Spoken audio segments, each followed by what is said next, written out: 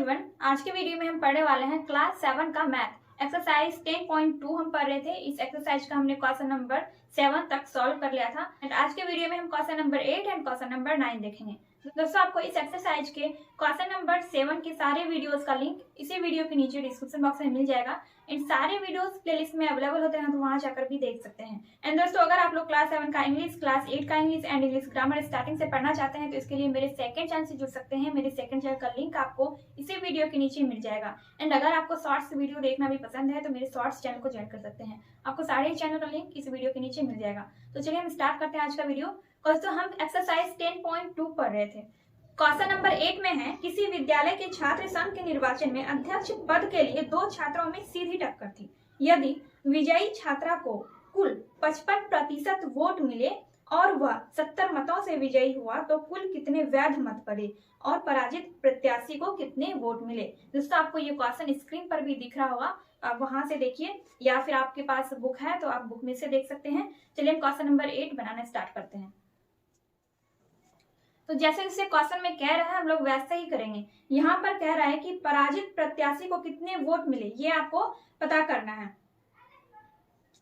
दोस्तों, इस क्वेश्चन में आपको दो चीज फाइंड करना है। पहला आपको यहाँ पे फाइंड करना है कि कुल कितने वैध मत पड़े, यानी कि कुल वोट की संख्या कितनी थी, और दूसरा है कि पराजित प्रत्याशी को कितने वोट मिले, मतलब जो हार गया उस प्रत्याशी को कितने वोट मिले थे।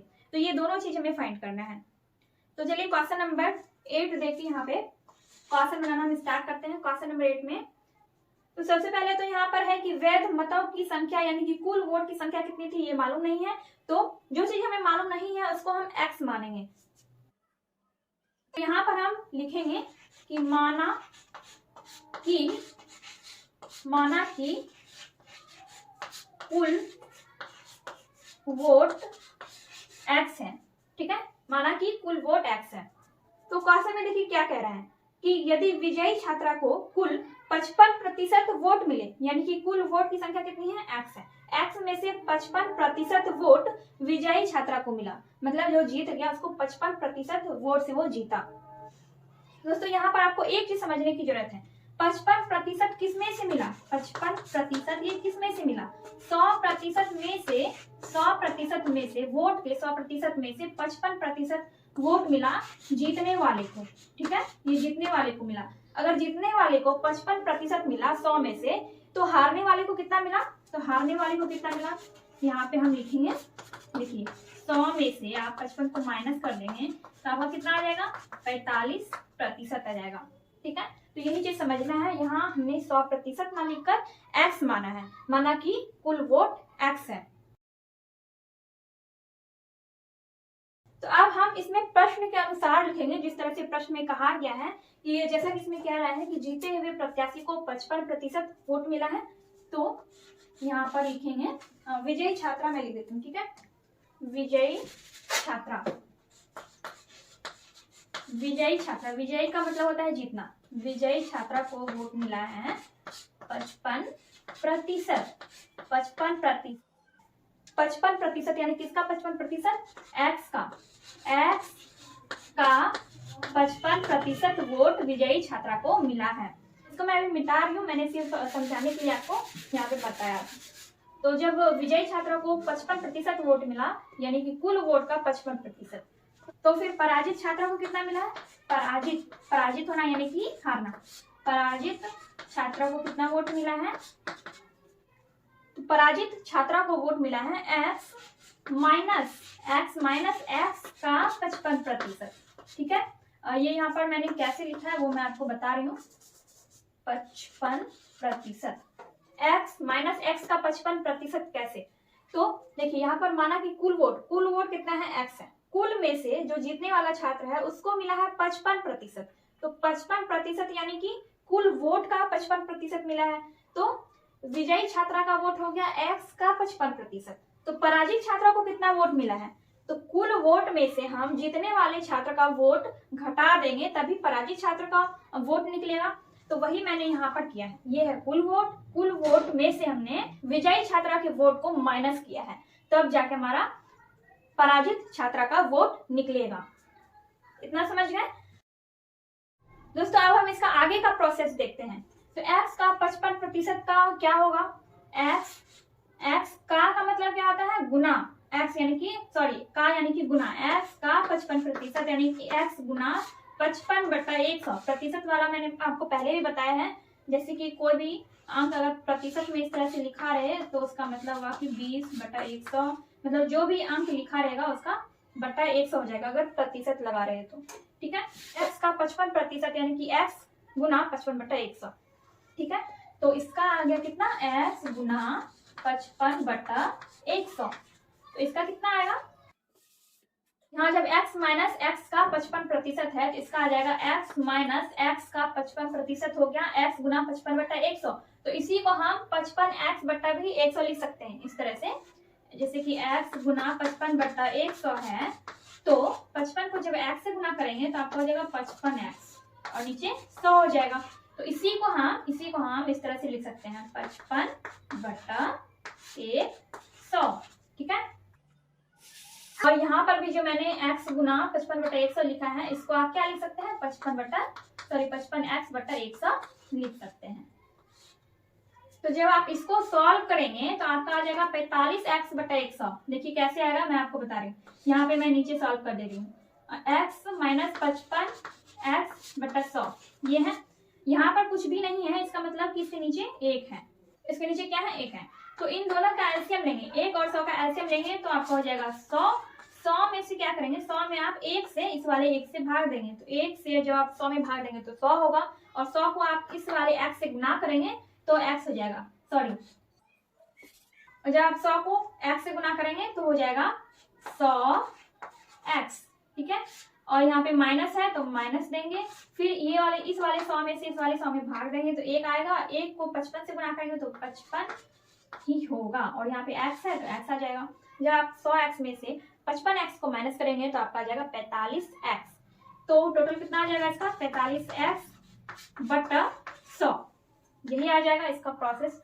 तो ये प्रोसेस मैंने आपको बताया, तो इसका निकल के आया है यहाँ पे 45x/100, 45x/100। तो इसी को मैं अभी यहाँ पर लिखूंगी। ठीक है, तो आप लोग बाद में ये मत पूछना कि ये वाला कैसे आया, क्योंकि मैंने आपको ये प्रोसेस बता दिया है। जब आप इसको सॉल्व करेंगे तो इसका आएगा 45x/100। यहाँ पर मैंने लिख दिया 45x/100। ये आप समझ गए कैसे आया 45x/100। तो हमारा निकल गया पराजित छात्रा का वोट 45x/100, विजय छात्रा का वोट 55x/100। चलिए अब हम यहाँ पे जैसे प्रश्न में क्या रहा है वैसे ही करेंगे। तो लिखेंगे प्रश्न से विजयी छात्रा का वोट है 55x/100 और पराजित छात्रा का वोट है 45x/100, 45x/100। तो यहाँ पर देखिए क्या करेंगे, ये वाला है जीते हुए छात्र का वोट और ये वाला पराजित छात्र का वोट। तो जब हम इसमें से इसको माइनस करेंगे तो हमारा आ जाएगा कि जो विजयी छात्रा है वो कितने प्रतिशत वोट से विजयी हुआ।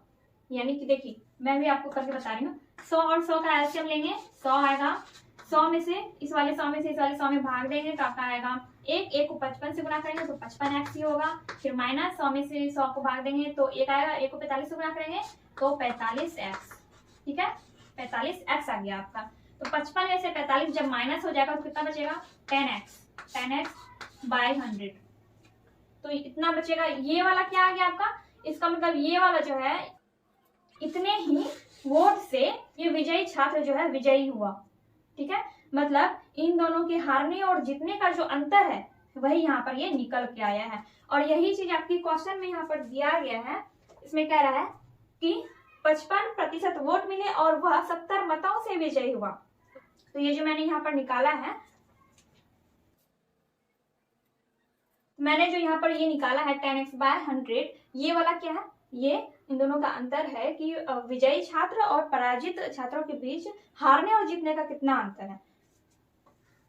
तो आपके क्वेश्चन में दिया गया है 10x/100 = 70। यहाँ पर आप इसको थोड़ा सा समझिए, जो विजयी छात्र है वो 70 मतों से विजयी हुआ। तो 70 जो मत है, 70 मत को ही हमने इस तरह से जब इसका निकाला, विजयी छात्र और पराजित छात्र का अंतर जब हमने निकाला, उनके वोट का अंतर, तो इतना आया। तो इसी को यहाँ पर क्वेश्चन में वोट में लिखा गया है, क्वेश्चन में इसको वोट में लिखा गया और हमने इस तरह से निकाला। तो वही बात हुआ 10x/100 = 70। तो अब यहाँ पर क्या करेंगे, x इक्वल टू ये दोनों को गुना कर देंगे 100 और 70 को, 100 गुना 70, क्रॉस मल्टीप्लीकेशन इसको कहते हैं, ठीक है। यानी कि इस कोने वाले को इस कोने वाले से गुना करते हैं, उसको कहते हैं क्रॉस मल्टीप्लीकेशन। इसको हम इससे गुना कर देंगे और ये जो 10 है ये आ जाएगा नीचे, x को मैंने यहाँ पे ले आया और ये वाला 10 जो है 10 आ जाएगा नीचे। तो कटाएंगे अब 10 7 70, तो 100 गुना 7 करेंगे तो कितना होगा 100 गुना 7 यानी कि टोटल हो गया आपका 700। x हमने क्या माना था, देखिए x ही आया है, x आया है आपका 700, तो x हमने क्या माना था, x हमने माना था कुल वोट। अब हमें कुल वोट मालूम हो गया है कि कुल वोट कितना है, कुल वोट है 700। तो एक आंसर यहीं पे आ गया आपका, एक आंसर आपका आ गया कि कुल वोट की संख्या आपको पता चल गई 700। अब हमें ये ज्ञात करना है कि जो पराजित छात्रा है इसको कितने वोट मिले हैं, इसकी संख्या हमें ज्ञात करना है। तो देखिए, तो इसका कितना आया, पराजित छात्रा का जब हमने वोट निकाला तो कितना आया 45x/100। बस यहाँ पे आपको पुट कर देना है इसका वैल्यू, x का वैल्यू बस आपको यहाँ पर पुट करना है, यानी कि x का वैल्यू यहाँ पर इसको रखना है। तो यहाँ पर हम पराजित छात्रा का वोट निकाल रहे हैं, ध्यान दीजिएगा 45x/100, ठीक है। तो x के जगह पे अब हम क्या लिखेंगे, अब हम लिखेंगे 700, क्योंकि अब हमें पता चल गया है कि कुल वोट की संख्या है 700। यहाँ पर देखिए x इक्वल टू 700 ये निकल गया है, तो x के जगह पे यहाँ पे x के जगह पे अब हम 700 रखेंगे। तो 45 गुना 700/100, ठीक है। तो ये 2 0 और ये 2 0 कट गया, और 45 गुना 7 करेंगे तो कितना होगा 7 गुना 5 35 का 5 बाकी 3, 7 गुना 4 28 28 29 30 31, यानी कि हो गया आपका 315। यानी कि जो पराजित छात्रा है उसको टोटल 315 वोट मिले। और अगर आपको यहीं पे फाइंड करना है कि विजयी छात्रा को कितने वोट मिले, तो आप क्या करेंगे 700 में से 315 को माइनस कर देंगे, आपका आ जाएगा कि विजयी छात्रा को कितने वोट मिले। वैसे हमें क्वेश्चन में फाइंड करना था कि कुल वोट कितने हैं, कुल वोट आपको पता चल गया, कुल वोट है 700 और पराजित छात्रा को वोट मिले हैं 315। तो ये दोनों आपका आंसर हो गया है, ठीक है, ये दोनों हो गया आपका आंसर।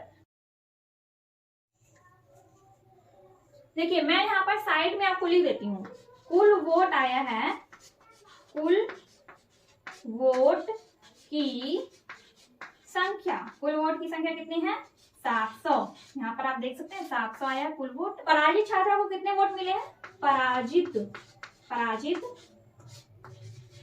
छात्रा को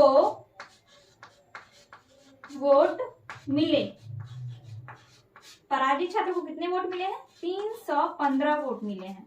तो ये आपका आंसर हो गया और ये वाला आपका आंसर हो गया, ठीक है, ये दोनों ही आपका आंसर है। दोस्तों क्वेश्चन नंबर 8 कंप्लीट हो गया है। आप लोग चाहें तो इसका स्क्रीनशॉट ले सकते हैं या फिर इसको अपने कॉपी में नोट कर सकते हैं।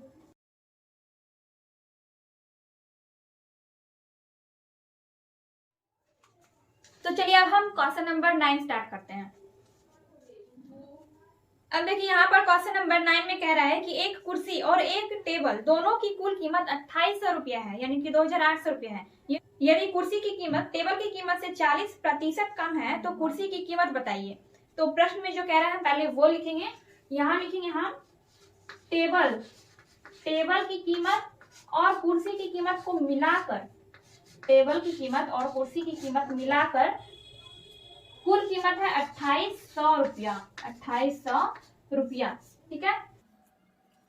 अब आगे यहाँ पर कह रहे हैं कि यदि कुर्सी की कीमत टेबल की कीमत से 40% कम है। यहाँ पर देखिए हमें इन दोनों की कीमत मालूम नहीं है, क्वेश्चन में हमें सिर्फ इतना ही बताया गया है कि टेबल और कुर्सी की कीमत, इन दोनों की कीमत को मिलाकर कितना है 2800 रुपया।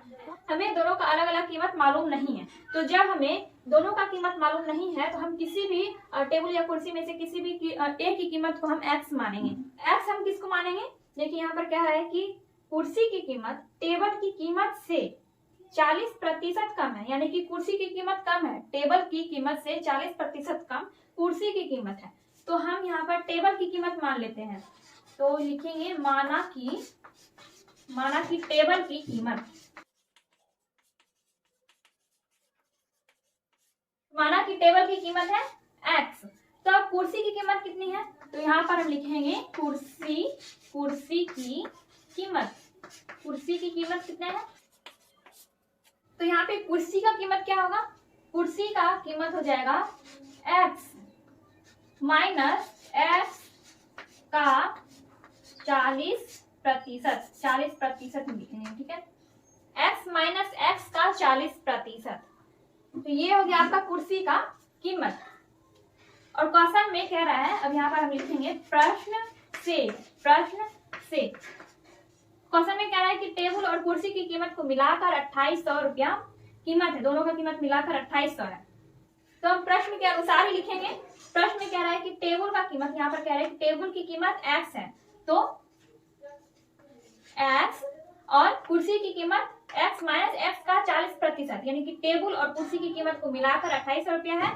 तो x plus x minus x का 40%, ठीक है। देखिए कुर्सी का कीमत हो गया x माइनस x का 40%। ये क्यों हुआ इसको आप समझिए, क्योंकि क्वेश्चन में कह रहा है कि टेबल की कीमत से कुर्सी की कीमत 40% कम है, तो इसलिए टेबल की कीमत क्या है, x है, तो टेबल की कीमत से 40% कम है कुर्सी की कीमत, तो इसलिए कुर्सी की कीमत होगी x माइनस x का 40%। अब प्रश्न के अनुसार हम यहाँ पर बना रहे हैं, तो दोनों की कीमत को मिलाकर कितना कीमत है, टोटल 2800, ठीक है, 2800 है। तो इसी को हम सॉल्व करते जाएंगे। तो x प्लस x, देखो ये वाला x हमने यहाँ पर लिखा और ये जो प्लस है यहाँ पर, इसी प्लस को मैंने यहाँ दिया है, और ये जो x है इसको हमने यहाँ पे लिखा, फिर इसको माइनस देंगे यहाँ पे और ये वाला x लिखेंगे, फिर का मतलब होता है गुना, तो यहाँ पे गुना देंगे, फिर 40% यानी कि 40/100, 40/100 हो गया। अब इसको हम करेंगे सॉल्व।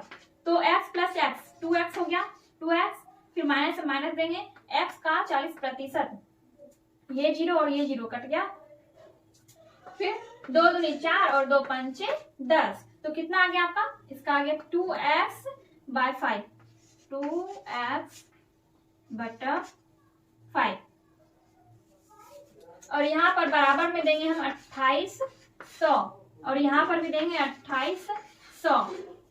अब क्या करेंगे, देखिए अब यहाँ पे देखिए कुछ नहीं है इसके नीचे, तो इसके नीचे क्या है, 1 है। तो अब क्या करेंगे, इन दोनों का हम एलसीएम लेंगे। इस तरह का जब भी आपको दिया है सॉल्व करने के लिए, तो पहले आप क्या करते हैं, एलसीएम लेते हैं। तो 1 और 5 का एलसीएम हो जाएगा 5, 1 से हम 5 में भाग देंगे तो 5 आएगा, 5 को 2 से गुना करेंगे 10 होगा, 10 से x हो जाएगा, माइनस है तो माइनस, 5 में से 5 में भाग देंगे तो 1 आएगा, 1 को 2 से गुना करेंगे तो 2 ही होगा, 2x, ठीक है, और बराबर 2800।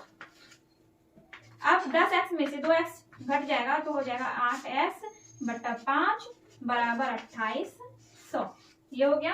अब आगे देखते हैं, अब यहाँ पे क्रॉस मल्टीप्लीकेशन करेंगे, 2800 को हम 5 से गुना करेंगे और यहाँ पर कुछ भी नहीं है, जिसका मतलब 1 है, यानी कि 8x को हम 1 से गुना करेंगे। क्रॉस मल्टीप्लीकेशन इसी को कहते हैं, इसको इससे गुना, इसको इससे गुना। देखिए यहाँ पर कुछ भी नहीं है, इसीलिए मैंने यहाँ पर 1 लिखा है, कुछ भी नहीं है मतलब 1 है। तो वैसे आप इसको नहीं भी लिखेंगे तो चलेगा, मैंने बस आपको समझाने के लिए बताया था। तो जब आप 8x को 1 से गुना करते तो 8x ही आता, और जब आप 2800 को गुना 5 करेंगे, 2800 गुना 5, 8x बराबर 2800 गुना 5 करेंगे, ठीक है। तो x इक्वल टू, x का वैल्यू निकालना है, x हमने क्या माना है, माना कि टेबल की कीमत x, तो x का वैल्यू निकालना है 2800 गुना 5, ये तो जैसा का है वैसे ही रह जाएगा, और ये आ जाएगा नीचे, ये नीचे आ जाएगा, तो ये 8 आ गया नीचे। अब देखिए अब हम इसको सॉल्व करेंगे, तो यहाँ पर हम क्या करेंगे, 2 से भाजित करेंगे, 2 चौके 8 हो गया, और 2 एकम 2, 2 चौके 8, और ये 2 0 हो गया। फिर 2 से करेंगे, 2 दूनी 4, और ये 2 सत्ते 14। फिर जब 700 में हम 2 से भागेंगे कितना होगा, 2 तिया 6 हो जाएगा, यहाँ पर लिखते हैं 2 तिया 6, और फिर 2 पंचे 10, और ये 0, तो यहाँ पर कितना आ गया, 350 गुना 5 बच गया। 350 को हम 5 से गुना करेंगे कितना होगा, 5 0 0, 5 को 0 से गुना करेंगे 5 0 0 हो गया, और 5 को 5 से गुना करेंगे 25 का 5 बाकी 2, और 5 गुना 3 5 या 15, और 2 17, 1750 हो गया। तो x का वैल्यू आ गया आपका 1750। तो 1750 का क्या आया है, x का वैल्यू, यानी कि टेबल का कीमत आ गया आपका x, ठीक है।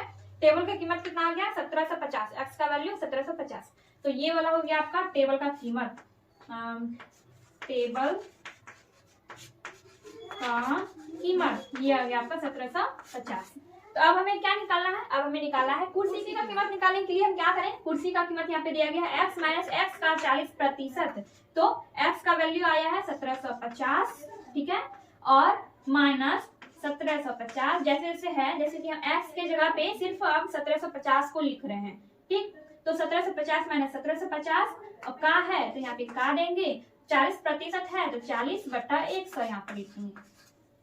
देखिए यहाँ पर लिखेंगे 1750 माइनस, अब देखिए ये वाला जीरो और ये वाला जीरो कट गया, ये वाला और ये वाला भी कट गया है, तो 175 गुना 4 करेंगे, 4 पंचे 20 का 0 बाकी 2 और 4 7 28, 28 और 2 30 हो जाएगा, 30 का 0 बाकी 3, 4 एकम 4 और 3 7। तो देखिए 1750 में से जब आप 7 को माइनस कर देंगे तो आपका कितना आएगा, 0 में से 0 जाएगा 0, फिर 5 में से 0 जाएगा तो यहाँ पे 5 आएगा, और 7 में से 7 जाएगा तो 0 आएगा, और ये वाला 1 आ जाएगा, यानी कि 1050। ये वाला हो गया आपका आंसर। ये क्या आ गया आपका, कुर्सी का कीमत आ गया। तो क्वेश्चन में आपको कुर्सी का कीमत ही पूछा जा रहा था कि कुर्सी की कीमत क्या है, तो कुर्सी की कीमत है 1050। टेबल का कीमत आ गया आपका 1750, लेकिन क्वेश्चन में आपको सिर्फ कुर्सी का कीमत पूछ रहे हैं 1050, आपको कुर्सी का कीमत आ गया है। आई होप आपको सारे क्वेश्चन समझ में आ गए होंगे। अगर नहीं आए हैं समझ में तो मैं आपको एक बार फिर से रिपीट कर देती हूँ। तो ये क्वेश्चन में कह रहा था कि टेबल और कुर्सी की कीमत को मिलाकर 2800 रुपया है, ठीक है। तो हमें टेबल और कुर्सी की कीमत अलग अलग मालूम नहीं थी, हमें मालूम नहीं था कि टेबल की कीमत कितनी है और कुर्सी की कीमत कितनी है। तो हमने क्या किया, टेबल की कीमत मान लिया x और हमने कुर्सी की कीमत मान लिया x माइनस x का 40%, क्योंकि वहां पे कह रहा था क्वेश्चन में कि कुर्सी की कीमत टेबल की कीमत से 40% कम है। तो x देखिए टेबल की कीमत x है, तो इसलिए x माइनस x का 40%, तो ये आपका हो गया कुर्सी का कीमत। तो प्रश्न के अनुसार जैसे जैसे कह रहा था प्रश्न में वैसे वैसे ही हमने यहाँ पे किया। तो हम यहाँ पर सॉल्व करते गए। क्वेश्चन में यही कहना था कि दोनों का टेबल और कुर्सी का कीमत मिलाकर 2800 रुपया है। तो देखिए ये है टेबल का कीमत और ये वाला जो मैंने इधर लिखा है ये है कुर्सी का कीमत, तो दोनों को जोड़ दिया और बराबर 2800 लिखा है, ठीक है। और उसके बाद हम लोग इसको सॉल्व करते गए, इन दोनों x को जोड़ा तो 2x हुआ, और ये 1 जो है मैंने ऐसे ही आपको समझाने के लिए लिखा है, ठीक है। तो और यहाँ पे माइनस है तो माइनस दे दिया, फिर इसको जब हमने सॉल्व किया तो आया 2x/5, और ये 2800, तो आप जानते हैं ये तो क्वेश्चन में ही दिया गया है कि टोटल कीमत कितना है दोनों का मिला के 2800। तो जब इसको सॉल्व किया हमने तो आपका आ गया कितना 8x/5 और ये 2800, फिर इसको हमने इससे गुना किया, 2800 को 5 से गुना किया, और तो यहाँ पर हमने x का वैल्यू निकाला, x का वैल्यू आ गया आपका 1750। तो फिर हमें निकालना था कुर्सी की कीमत, हमें क्या निकालना था, कुर्सी की कीमत। तो यहाँ पर जो मैंने निकाला है ये क्या है, ये है कुर्सी की कीमत, कुर्सी की कीमत। देखिए कुर्सी का कीमत कैसे निकाला, कुर्सी का कीमत है यहाँ पे x माइनस x का 40%। बस मैंने यहाँ पर ये किया है कि x के जगह पे मैंने 1750 लिखा है। 1750 मैंने क्यों लिखा है, क्योंकि आप यहाँ पर देख सकते हैं x का वैल्यू आ गया है 1750, इसलिए मैंने यहाँ पे x के जगह पे, इसके जगह पे x माइनस x का 40% है, तो x के जगह पे मैंने यहाँ पे सिर्फ क्या किया है 1750 लिख दिया है। तो 1750 माइनस 1750 गुना 40/100, x का 40% यानी कि x गुना 40%, x का वैल्यू मैंने यहाँ पे लिखा, और का मतलब होता है गुना, गुना दिया, फिर 40% यानी कि 40/100, फिर इन सबको लिख के सॉल्व कर दिया। तो 1750 में से 700 को माइनस किया तो आपका आ गया कुर्सी का कीमत 1050। तो यहाँ पर क्वेश्चन नंबर 9 भी कंप्लीट हो गया है। आप चाहें तो इसका स्क्रीनशॉट ले सकते हैं या फिर इसको अपने कॉपी में नोट कर सकते हैं वीडियो पॉज करके।